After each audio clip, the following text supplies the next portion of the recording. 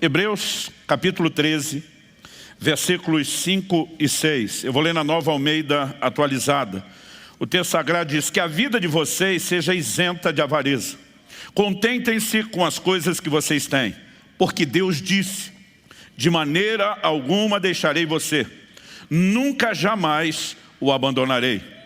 Assim, afirmemos confiantemente: o Senhor é o meu auxílio, não temerei.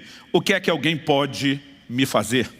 Meu Deus, suplicamos graça e favor, suplicamos a liderança do Teu Espírito, o Espírito Santo da verdade, que Ele ilumine os olhos do nosso entendimento, que Ele nos permita adentrar num lugar de compreensão, não meramente racional ou intelectual, mas de entendimento espiritual. Que a medida de fé que o Senhor tem repartido com o coração de cada um seja estimulada, renovada, avivada hoje pelo poder da Tua Palavra, que ela venha debaixo daquela aplicação personalizada que só o Senhor pode fazer, que ela cumpra o propósito pelo qual tem sido liberada e que ela seja acompanhada, ó Deus, dos sinais que testemunham a veracidade da Tua Palavra. Falamos nesse lugar hoje, um ambiente de intervenção, de manifestação da parte de Deus. Falamos nesse lugar, e para aqueles que nos acompanham à distância, um ambiente de milagres, que a Tua Palavra produza resultados. Nós oramos e desde já Te damos glória, honra e louvor, em nome de Jesus. Amém. Amém. Bom, o autor de Hebreus, movido, inspirado, dirigido pelo Espírito, faz duas declarações que nós não podemos desconectar. Primeiro ele diz: porque Deus disse. Depois, na sequência, ele diz: assim afirmemos confiantemente. Eu vou repetir: porque Deus disse, assim afirmemos. Basicamente, a lógica por trás dessa declaração é que a minha e a sua fala, ela precisa estar alinhada com a fala de Deus. Há uma reação esperada por parte daqueles que creem em Deus, que eles possam aprender a falar de acordo com aquilo que Deus tem falado. Então, quando o escritor de Hebreus diz, porque Deus disse, ele está fazendo uma provável citação ou de Deuteronômio 31, de 6 a 8, ou de Josué capítulo 1, verso 5, ou até mesmo um misto de ambos. O que é que nós lemos nesses versículos? Em Deuteronômio 31, de 6 a 8, Moisés, da parte de Deus, diz para aquela geração que havia saído do Egito, estava caminhando em direção à terra prometida e agora viveria a fase, era praticamente uma segunda geração que, sob a liderança de Josué, iria entrar na terra prometida. Ele diz: sejam fortes e corajosos, não tenham medo, nem fiquem apavorados diante deles, está falando dos cananeus, porque o Senhor seu Deus é quem vai com vocês, Ele não os deixará, nem os abandonará. Vou repetir: Ele não os deixará, nem os abandonará. Moisés chamou Josué e lhe disse na presença de todo Israel: seja forte e corajoso, porque com este povo você entrará na terra que o Senhor, sob juramento, prometeu dar a seus pais, e você os fará herdá-la. O Senhor é quem irá à sua frente. Agora ele está falando com o líder. Ele estará com você, não o deixará, nem o abandonará. Vou repetir: Ele estará com você, não o deixará, nem o abandonará. Não tenha medo, nem fique assustado. Depois que Moisés morre, o próprio Deus lembra Josué e diz no capítulo 1, no verso 5, ninguém poderá resistir a você todos os dias da sua vida. Assim como estive com Moisés, estarei com você. Não o deixarei, nem o abandonarei. O autor de Hebreus diz, porque ele disse, ele faz menção das Escrituras, declarações feitas pelo próprio Deus. No entanto, o autor de Hebreus nos mostra que essa declaração não era exclusividade da geração de israelitas que iriam entrar na terra prometida. Não era exclusividade de Josué. Que o que Deus falou para eles é a sua intenção para com todos nós. Então ele está dizendo e aplicando para nós. Porque Deus disse, de maneira alguma deixarei você, nunca, jamais o abandonarei. Ele está citando as Escrituras. Ele diz, assim afirmamos confiantemente. E agora o assim afirmemos, ele cita de novo outra porção das Escrituras, que é o Salmo 118, 6. O Senhor está comigo, não temerei. O que é que alguém pode me fazer? Ou, como diz as versões mais clássicas, o que me poderá fazer o homem? Então ele diz, de acordo com o que Deus diz, nós vamos dizer em linha. E aqui, ele cita uma porção das Escrituras. E agora, na hora de falar da nossa declaração, ele cita outra, né? Assim afirmemos confiantemente, o Senhor é meu auxílio, não temerei. O que é que alguém pode me fazer? A verdade é que nossa fala deve estar alinhada com a fala divina. O tema da minha mensagem hoje é declarando a palavra. Um princípio de fé importantíssimo, fundamental. E eu gostaria de expor isso baseado em 3 fundamentos ou alicerces bem distintos. O primeiro deles eu quero te mostrar pelas Escrituras que a fé tem uma confissão. Depois, em segundo lugar, eu quero te mostrar que aquilo que falamos exterioriza a fé. E em terceiro e último lugar, que a fé falada materializa as realidades espirituais. Então, eu quero também chamar a sua atenção, enquanto começamos, que o reconhecimento de que a verdade nas nossas vidas não é necessariamente determinada pelas circunstâncias, mas pela palavra de Deus, é fundamental na vida dos que creem, dos que querem andar e caminhar com Deus. Então, vamos lá. Eu gostaria que, em primeiro lugar, só para efeito didático, não tem nada espiritual nisso, você repetisse comigo o primeiro princípio. Diga, a fé tem uma confissão. Agora, aquele segundo momento que você estava esperando, eu pedi para repetir com mais gosto e vontade. Vamos lá. A fé tem uma confissão. O Senhor Jesus fez a seguinte declaração. No Evangelho de Marcos, no capítulo 11, no verso 23, ele nos ensina um princípio bíblico, uma lei espiritual, de se declarar com a boca aquilo que o coração crê. E diz, porque em verdade lhes digo que, se alguém disser a esse monte, levante-se, jogue-se no mar, e não duvidar no seu coração, mas crê que se fará o que diz, assim será com ele. Não duvidar no coração, mas crê que se fará o que diz. A Bíblia fala de fé ou dúvida, operando no coração, mas sempre sendo externados por meio da boca. O apóstolo Paulo também escreve aos Romanos, e escrevendo aos Romanos, ele faz inclusive uma citação de Deuteronômio. Romanos capítulo 10, de 8 a 10, porém o que se diz?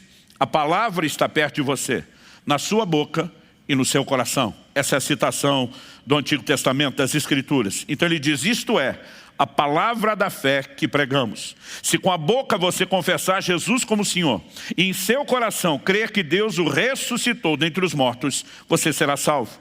Porque com o coração se crê para a justiça, e com a boca se confessa para a salvação. Com o coração se crê, com a boca se confessa. A fé que está internalizada no coração precisa ser externalizada por meio da nossa declaração, por meio da nossa confissão. E nós precisamos entender, isso é princípio bíblico. Escrevendo aos Coríntios, o apóstolo Paulo nos mostra que a definição do que ele chama de espírito da fé é crer e falar. Segundo aos Coríntios, capítulo 4, verso 13, diz, tendo, porém, o mesmo espírito de fé, como está escrito, novamente, citação das Escrituras.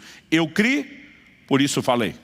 E ao fazer essa citação do Antigo Testamento, ele faz a aplicação. Também nós cremos, por isso também falamos. Eu vou pedir a gentileza, mais uma vez, de você repetir comigo. Diga, nós cremos, por isso também falamos.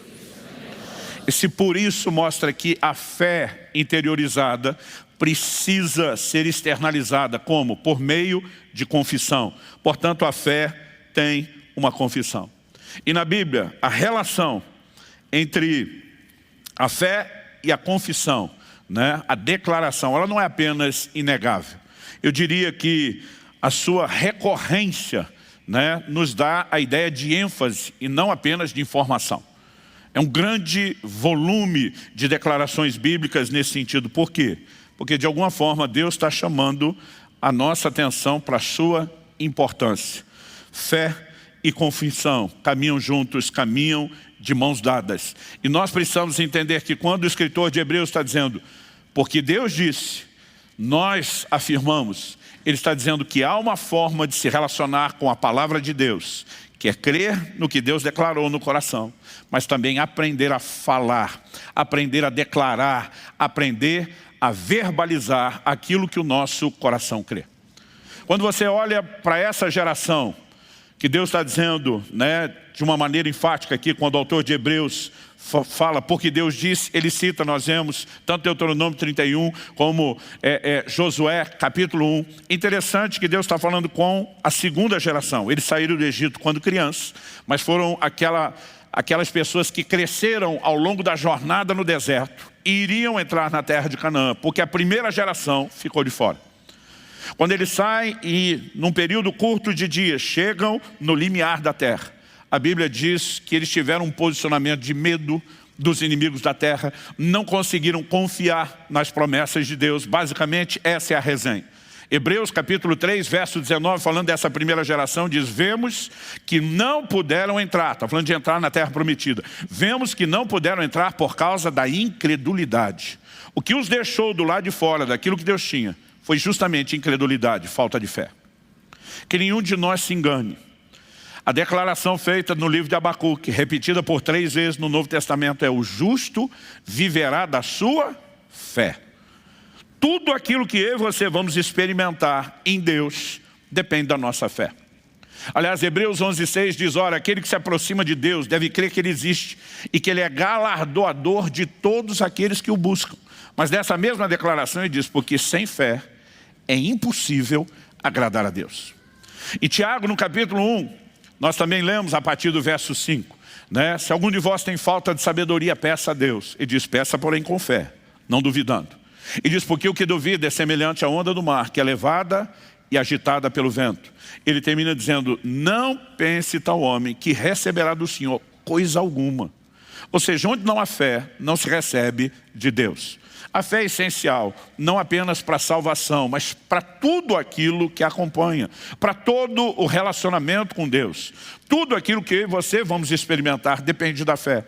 Não apenas o nosso destino eterno, quando falamos da plenitude da salvação, mas no Evangelho de João nós também lemos: essa é a vitória que vence o mundo, a nossa fé. Toda e qualquer oposição, adversidade vão requerer de mim e de você um posicionamento de fé. Por isso é tão importante e necessário que eu e você entendamos a natureza da fé, saibamos como operar em fé. Segundo lugar, eu gostaria de destacar que o que falamos exterioriza a nossa fé. Você pode repetir isso comigo? Diga: o que falamos exterioriza a nossa fé. Agora aquela segunda vez empolgada que você só estava esperando eu pedir: o que falamos exterioriza a nossa fé. Então vamos lá. Em Mateus, no capítulo 12, no verso 34, Nosso Senhor diz que a boca fala do que o coração está cheio. Ele diz: raça de víboras, como vocês podem falar coisas boas sendo maus? Está dizendo que a natureza do que nós falamos, transbordamos pelos lábios, tem a ver com aquilo que nós somos, com aquilo que carregamos do lado de dentro. Então ele conclui: porque a boca fala do que o coração está cheio. Eu gosto de dizer que normalmente a confissão revela a fé, ou a falta dela, mas não necessariamente a cria. Quando nós falamos de confissão, eu acho que algumas verdades precisam ser melhor entendidas, porque as pessoas confundem confissão de fé com confissão positiva. Pastor, qual é a diferença? A diferença é que se você confessa a fé que você tem, não são meramente as suas palavras que mudam realidades. São suas palavras carregadas de fé. E você não crê porque você quer. Você só pode crer em cima daquilo que Deus falou.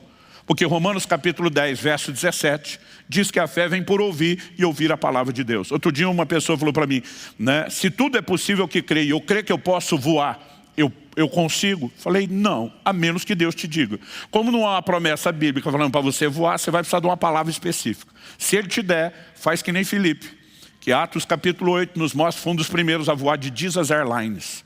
A Bíblia diz que o Espírito do Senhor arrebatou a Filipe e se achou em outra cidade. Eu não sei como foi a parada. Com certeza foi um negócio doido. Não sei nem como ele aterrissou lá, se com o cabelo para trás do vento, se foi teletransportado. Mas, a menos que você tenha uma palavra de Deus, você não decide acreditar. A fé ela é inspirada e provocada pelo que Deus fala. Portanto, quando estamos falando de declarar a palavra, aquilo que Deus falou e encher o nosso coração de fé passa a ser verbalizado. Isso é diferente do que até ímpios falam sob mera confissão positiva. Pode ficar sentado no sofá da sua sala o resto da vida dizendo: eu sou rico, eu sou rico, eu sou rico. E provavelmente você não vai ver muita diferença. Porque a confissão positiva, ela tem mais o poder de te iludir do que mudar a circunstância. A confissão positiva é parecido com uma ilustração que eu vi uma vez alguém dar e eu achei muito, tanto engraçada quanto esclarecedora. Ele diz, confissão positiva é a mesma coisa que você botar um Ray-Ban verde numa vaca lá no sertão do árido, não é nem do semiárido, do Nordeste. Quando você botar aquela lente verde, ela vai olhar para o capim seco e vai enxergá-lo verde. Mas a hora que botar a boca lá, continua seco. Porque não importa se você está olhando para aquilo como verde. A sua visão não tem o poder de mudar aquela realidade. A fé tem uma natureza completamente diferente. Ela não precisa daquele Ray-Ban. Ela olha para o capim seco e diz, está seco ao olho natural. Mas Deus falou algo diferente. E ela tem o poder de vivificar, de mudar aquela situação, de reverdecer o capim que secou por uma intervenção sobrenatural. São coisas distintas. Então nós precisamos entender isso. O que falamos normalmente exterioriza a nossa fé. Não é o que você fala que determina o que você vai crer. Por que é importante a gente ver isso? Porque a Bíblia apresenta uma ordem. Eu citei agora há pouco, 2 Coríntios 4,13. A Bíblia diz, nós cremos, por isso falamos. Então qual é a ordem? Primeiro se crê, depois se fala. Mas de vez em quando alguém ouve um tipo de ensino como esse, sobre a importância de declarar a palavra, e ele começa a tentar declarar, para ver se ele consegue crer depois. Outro dia eu vi alguém, tentei praticar esse negócio. Eu falei, não é tentar praticar. Em primeiro lugar, é um princípio. Se você crê, não importa se alguém te ensinou ou não, você vai falar. Se no seu coração a fé estiver acesa, cheia da palavra de Deus, ninguém vai te parar. Agora, se por um lado a Bíblia diz que a fé vem por ouvir, eu quero que você saiba que a dúvida também vem por ouvir. A fé vem por ouvir a coisa certa, a palavra de Deus. A dúvida vem por ouvir a coisa errada. Quando Moisés envia aqueles 12 espias para a terra de Canaã, 10 dos 12 voltam com um relato ruim. A Bíblia diz que eles infamaram a terra. Mas pastores disseram, a terra é boa. Não só boa, eles disseram, verdadeiramente ela mana leite e mel. Mas eles começaram a dizer, mas tem gigante. A terra está ocupada, não está lá dando sopa. Está cheio de inimigos, não são inimigos quaisquer, são gigantes. Não são apenas gigantes, habitam em cidades fortificadas. E as cidades fortificadas estão no alto dos montes. O livro de Números diz que eles fizeram derreter o coração do povo. Porque o povo escolheu dar ouvidos ao relato da circunstância, em vez de dar ouvidos à palavra de Deus. Agora tem 2, não só no meio dos 12, mas no meio daquela geração inteira. Foram os únicos que entraram na terra prometida, Josué e Caleb. O posicionamento deles é completamente diferente. Eles começam a se posicionar, e daí que a terra tem gigantes. Eles dizem diante do povo, ausentou-se deles a sua segurança. O Senhor é conosco, nós não vamos temê-los, nós vamos consumi-los como pão. Por que eles estão se posicionando dessa forma? Porque desde que Deus prometeu, o coração creu. E agora estão falando. Enquanto o povo está com medo dos gigantes, porque estão olhando para as circunstâncias, estão valorizando o discurso de outros, esses 2 disseram, nós ficamos com o que Deus falou. Ele é fiel, Ele é verdadeiro, Ele não pode mentir, Ele não nega a si mesmo, Ele vela sobre a sua palavra para fazê-la cumprir. A fé se apoia no caráter de Deus. Esses 2 disseram, se Ele resolveu falar, se Ele prometeu com juramento, se Ele falou, está falado. E eles se agarram tão somente à palavra e começam a declarar isso. Enquanto Hebreus 13:19 vai dizer que o resto não entrou por causa da incredulidade, presume-se que os únicos 2 da geração que entraram porque tiveram fé. E essa fé foi externada. Essa fé foi manifestada por meio daquilo que eles falaram. Quando a Bíblia diz, eu criei, por isso falei, eu acredito que nós precisamos ter cuidado. Eu aprendi desde a minha adolescência, as pessoas diziam, cuidado com o que você fala. Palavras são sementes. Eu gosto de as pessoas não fiquem falando o que você não quer viver. Mas alguns às vezes estão numa neura que você não pode nem brincar. Está quebrado, está amarrado essas palavras, cancelo agora. Eu olho para uns crentes, tem aquele segmento de uma religião chamada xiita e tem o crente que é o chato. Assim, você não pode nem se divertir. Aí outro dia falou, está cancelado essas palavras. Eu falei, meu amigo, a Bíblia diz que é quando o coração crê e a boca fala o que crê, que isso tem o poder de provocar mudança. Agora, se você não crê no que fala, seja brincando ou tentando fingir que crê, não vai funcionar. Não é a palavra pela palavra, é o transbordar da fé. Agora deixa eu dizer uma coisa, A dúvida no que Deus falou, normalmente, é a fé contra o que Deus falou. Então, até quando a dúvida em relação à promessa de Deus é verbalizada, na verdade, você está expressando a convicção do contrário do que Deus falou. Mas quando verbalizamos o que cremos, isso tem uma química diferenciada e pode ser, com certeza, algo benéfico ou não. Agora, a única coisa que pode determinar o que é que eu e você cremos não é o que nós inventamos, é o que Deus diz. Ou nós nos movemos em cima da palavra escrita, né, que é o meio pelo qual julgamos todos os demais, ou Deus pode dar uma palavra específica sobre um detalhe, não necessariamente coberto na sua vida de forma personalizada pelas Escrituras, embora nunca contra elas, e aquilo pode gerar fé no seu coração. A Bíblia diz que uma palavra personalizada para Abraão fez com que o pai da fé cresce, né? E a Bíblia diz que isso lhe foi imputado como justiça. Então, eu e você precisamos aprender a valorizar a palavra de Deus. A razão pela qual o crente precisa de um envolvimento profundo com a Bíblia, gente, não é por mera questão de ter informação. Não é apenas para definir, né, de uma forma geral a doutrina, o credo. A palavra de Deus é alimento para a nossa fé. Quando Jesus diz, nem só de pão viverá o homem, mas de toda a palavra que procede da boca de Deus, ele mostra que a palavra é alimento espiritual. Mas em 1 Timóteo 4,6, Paulo diz ao seu discípulo, você será nutrido, alimentado pelas palavras de fé. Então, ela alimenta, de uma forma geral, o espírito, mas de uma maneira muito específica, a fé. Agora, se eu e você, Jesus falou que a boca fala do que está cheio o coração, se eu e você não enchemos o coração com a palavra, lendo, meditando, refletindo, estudando, a boca vai ter alguma confissão depois espontânea? Não. Você pode talvez fazer uma lista, copiar a fé dos outros, tentar falar feito um papagaio e depois vai dizer, não funcionou. Porque suas palavras não são mágicas. Mas se houver fé inspirada pela palavra de Deus e a fé na palavra for verbalizada, então você vai atrair uma realidade que Deus cria, não que as suas palavras criam. Dá para entender a diferença? Agora, o que falamos, de fato, exterioriza a nossa fé. Terceiro e último lugar, a fé falada materializa as realidades espirituais. Eu quero que você vá comigo para o Evangelho de Marcos, no capítulo 11. Evangelho de Marcos, capítulo 11. Eu quero que você leia comigo do versículo 12 ao 14. O texto diz assim, no dia seguinte, quando saíram de Betânia, Jesus teve fome. E vendo de longe uma figueira com folhas, foi ver se nela acharia alguma coisa. Aproximando-se dela, nada achou, a não ser folhas, porque não era tempo de figos. Então Jesus disse à figueira, não a Deus, Jesus disse à figueira, nunca mais alguém coma dos seus frutos.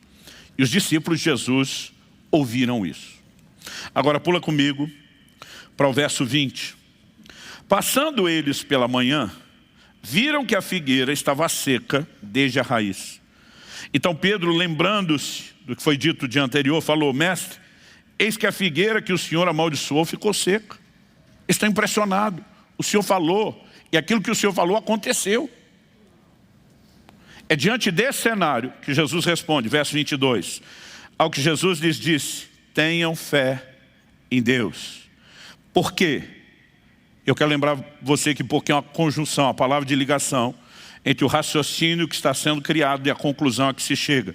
Porque em verdade lhes digo que se alguém disser a esse monte, levante-se, jogue-se no mar e não duvidar no coração, mas crê que se fará o que diz, assim será com ele. Jesus está dizendo da mesma forma como vocês me viram falar, e aquilo que eu declarei se materializou, vocês podem viver nesse lugar. Interessante que Jesus diz assim, se alguém, outras traduções diz qualquer, aqui não diz que você tem que ter pelo menos 10 anos de crente. A Bíblia diz qualquer. Outro dia alguém falou, pastor, qualquer pode ser até um não crente. Eu falei, mas você está falando de fé, você está falando do não crente, fica meio confuso. E talvez ele não tenha uma experiência profunda de conversão, ainda não chegou a vivenciar o novo nascimento, mas tem que ter algum nível de fé, tem que ter ali.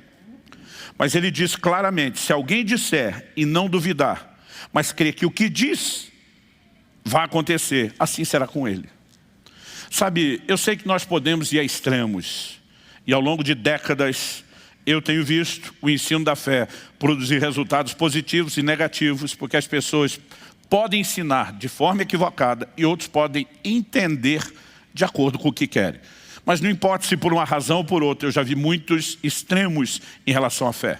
Mas eu não posso negar a você que eu tinha 15 anos de idade, quando pela primeira vez eu vi alguém falando sobre Marcos 11, 23, sobre falar e crer.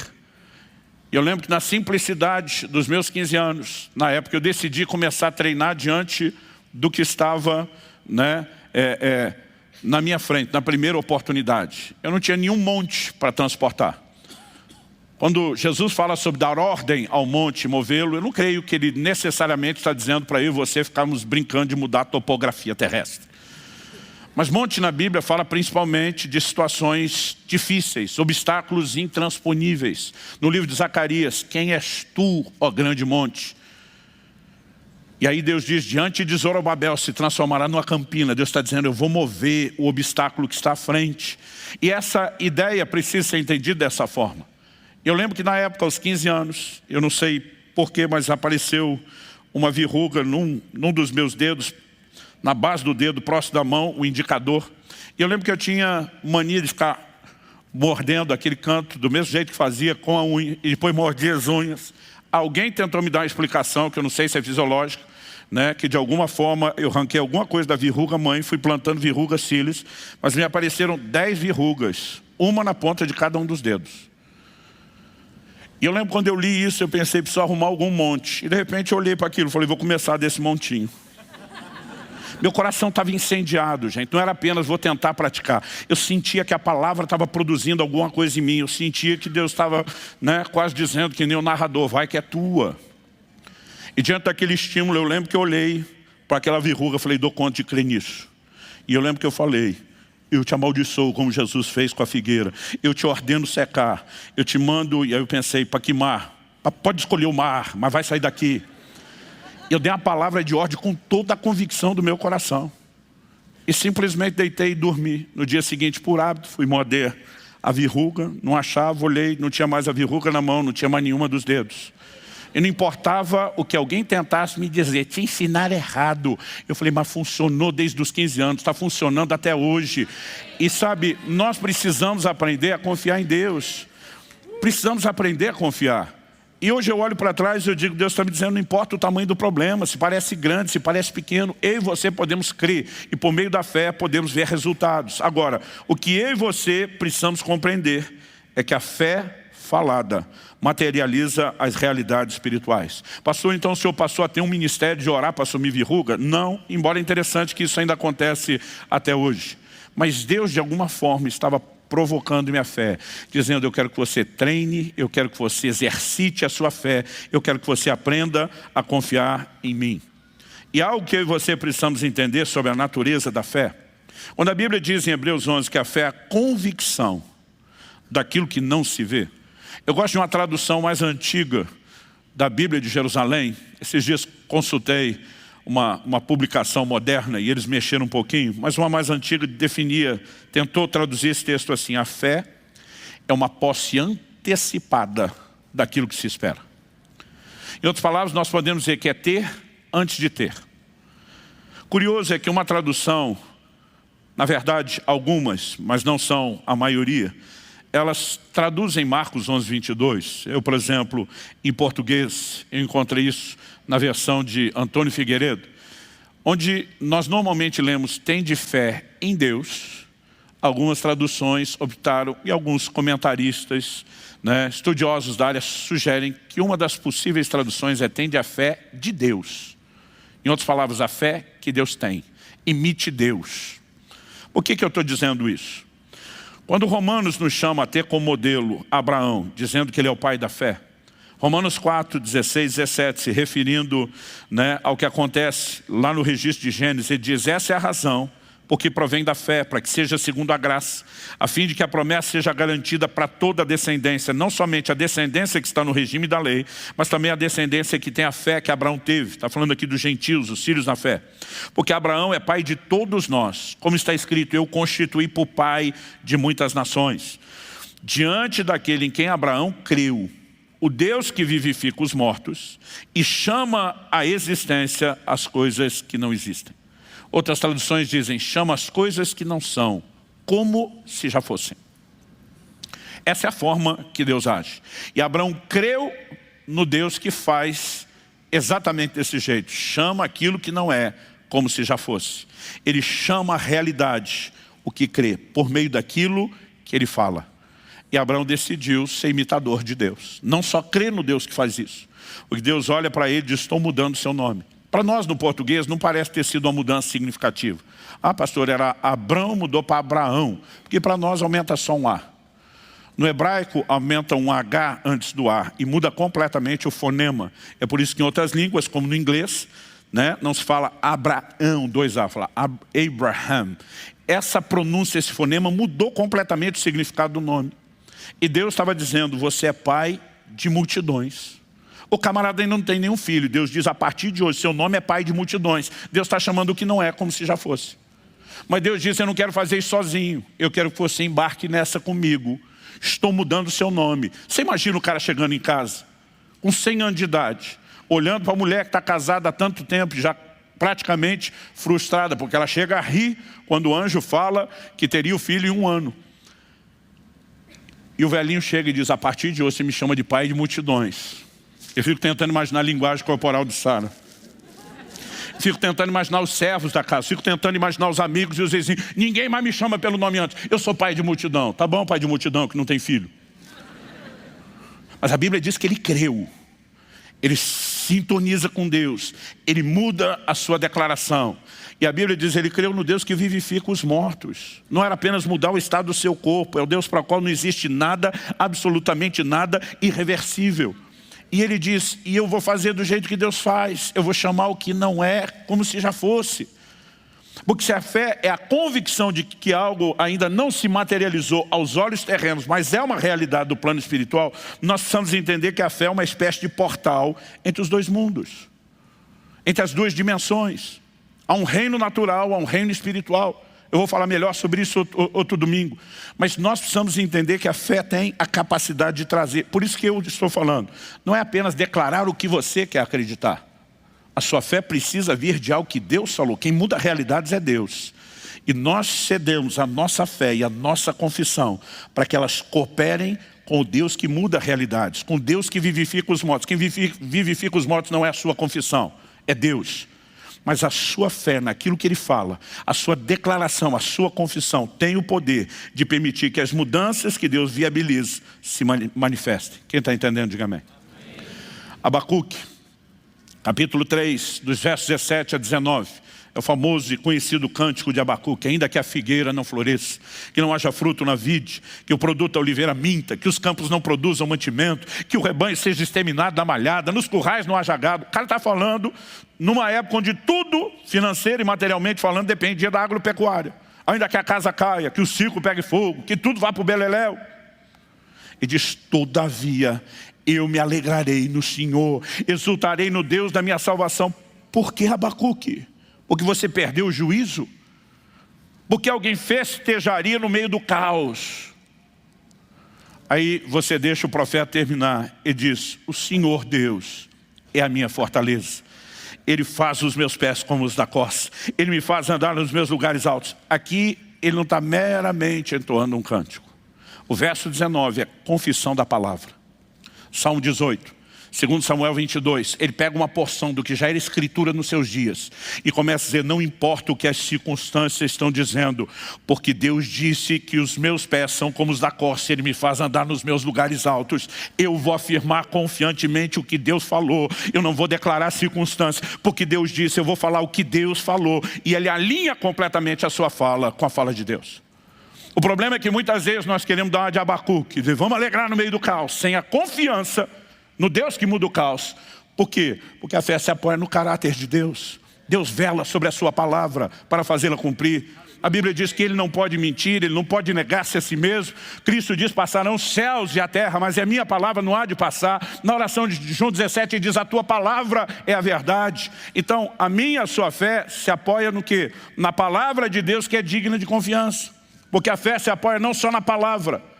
Quando nos apoiamos na palavra, nós estamos dizendo, nós apoiamos a fé no seu caráter imutável, na sua incapacidade de mentir. Quando Pedro diz, sobre a tua palavra lançarei as redes, ele está dizendo, toda atitude de fé é baseada no compromisso que o Senhor fez. É por isso que Josué e Caleb dizem, e daí que tem gigante, e daí que o cenário está caótico, quem foi favorecido é a gente, a palavra de Deus está conosco, a palavra de Deus nos foi dada. Mas se nós não aprendemos a falar de acordo com ela, as circunstâncias não vão mudar. Eu me lembro, anos atrás, acho que isso foi ali mais ou menos pelo ano 2000, eu contraí uma hepatite. Eu lembro que um médico da igreja que foi me examinar, no início havia uma preocupação, eu tinha muitos sinais que coincidiam com o da malária, estava passando mal. Eu havia estado na Amazônia, na África, né? E a gente foi ficando alerta, acompanhando, até que finalmente o resultado saiu. Então logo saiu o resultado do exame, apareceu aquela icterícia, o amarelão da pele, dos olhos, e ele falou, pastor, dos males o menor. Né? Nós estamos lidando com uma hepatite, descobrimos o que é, tanto ela como a malária atacam o fígado, os sintomas às vezes são parecidos, mas eu lembro que ele falou assim, nós não temos remédio, não tem outro tratamento a não ser repouso. O médico disse, seu fígado está virado na gelatina e o senhor vai ter que parar, porque nós não podemos ter problema, né, de comprometer o seu fígado. Ele falou, e se o senhor não parar por bem, eu venho com a polícia e eu lhe interno à força. Ele falou, na igreja manda o senhor, aqui no consultório mando eu. Eu falei, sim senhor, vou parar.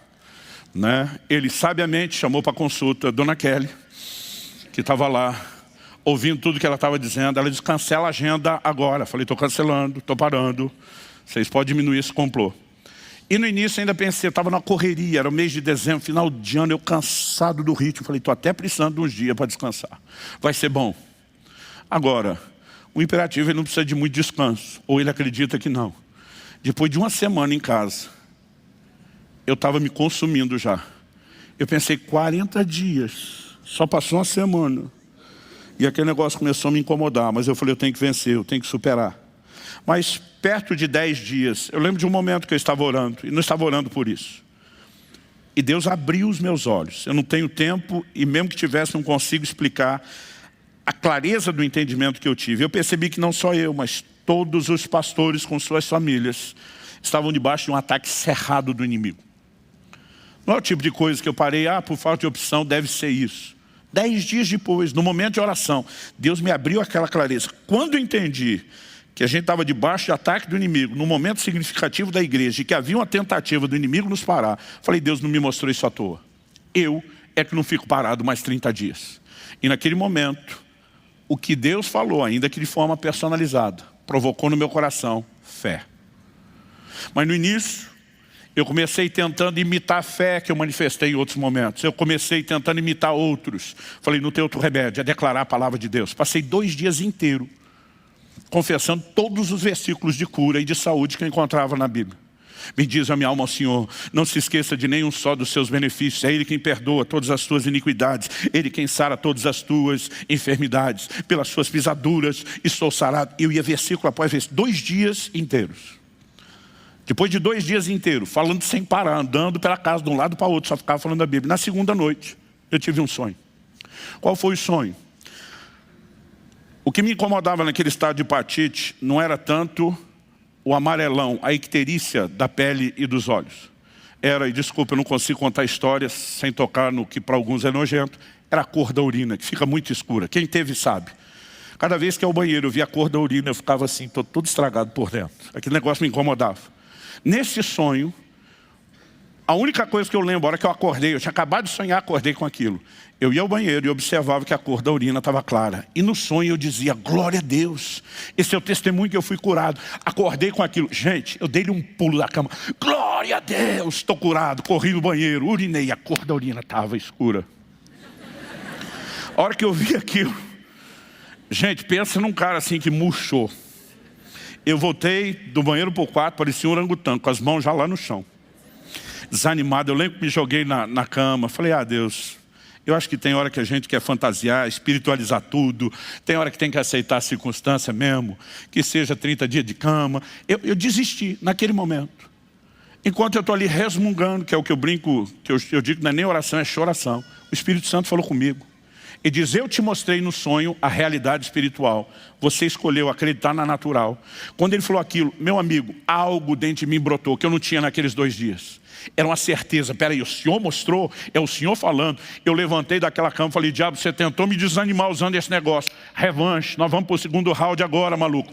Enchi uma jarra d'água e comecei um copo atrás do outro a tomar aquilo, declarando, pelas suas pisaduras fui saurado. Bendize a minha alma ao Senhor, não se esqueça de nenhum só dos seus benefícios, e dele um copo d'água atrás do outro.